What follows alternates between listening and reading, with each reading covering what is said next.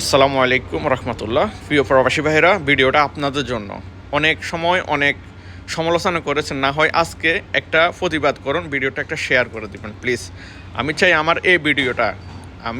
আমার এই ভিডিওটা বাংলাদেশ দূতাবাসের নজরে যাক, ওনারা আপনাদের জন্য কিছু একটা করুক।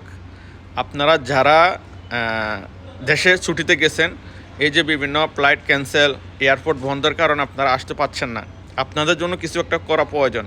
আপনারা আসতে পারছেন না, এদিকে মনে করেন ব্যবসা বাণিজ্য অনেকের খারাপ, অনেক কোম্পানিরা আপনাদেরকে আনতে চাচ্ছে না, অনেকে ভিসা ক্যান্সেল করে দিচ্ছে, অনেকের ভিসার মেয়াদ কম, পাসপোর্টের মেয়াদ কম, অনেক সমস্যা পড়তেছেন। তাহলে আপনাদের করণীয় কি? অনেকে আমাকে কমেন্ট করতেছেন, ভয়েস করতেছেন, মেসেজ করতেছেন, তাহলে আমি কি করব, কি বলবো? আমার কাছে ওই ধরনের কোনো আনসার নাই।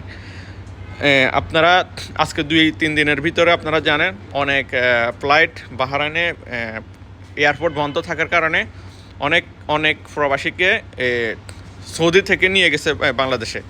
সৌদি দাম্মাম দিয়ে, সৌদি এয়ারপোর্ট দিয়ে এখান থেকে সৌদি থেকে বাংলাদেশে নিয়ে গেছেন, আপনারা জানেন। তাহলে আমরা চাই যে এভাবে করে আমাদের যারা বাংলাদেশে আটকে পড়ে আছেন প্রবাসী ভাইরা, তাদেরকেও যেন এরকমভাবে যে কোনো মারফতে যেন আবার বাহরাইনে বা বিভিন্ন দেশে যেন নেওয়া হয়, এটা আমরা চাই। অনেক প্রবাসী ভাইরা বাংলাদেশে গেছে, বিভিন্ন খরচ করছে, লোন করছে, ধার খরচ করে ফ্যামিলির সাথে চলে।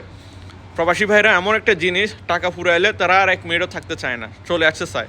এখন অনেক জায়গায় অনেক কোম্পানিদের লোকের প্রয়োজন নাই, ব্যবসা বাণিজ্য খারাপ, এরপরে অনেক মানে তারা তো এখন আসতে হবে। ওই কোম্পানিতে যদি কাজ নাও পায়, অন্য কোম্পানিতে করার সুবিধাটা তাদেরকে দিতে হবে। এখন তাদেরকে কিভাবে আনা যায়, আমি চাই এটার একটা প্রস্তুতি নেওয়া বাংলাদেশ দূতাবাসগুলা। আপনারা এটার একটা প্রস্তুতি নেন। আপনারা কিভাবে পারেন, আপনারা বাংলাদেশি প্রবাসী ভাইদেরকে যার যার কর্মস্থানে আনার একটু সুযোগটা করে দেবেন প্লিজ। আমি রিকোয়েস্ট করতেছি আপনাদেরকে। এই প্রবাসী ভাইরা অনেক বিপদে পড়বে, যদি না করেন অনেক বিপদে পড়বে। প্লিজ ভিডিওটা সবাই একটা শেয়ার করে দেবেন। আসসালামু আলাইকুম।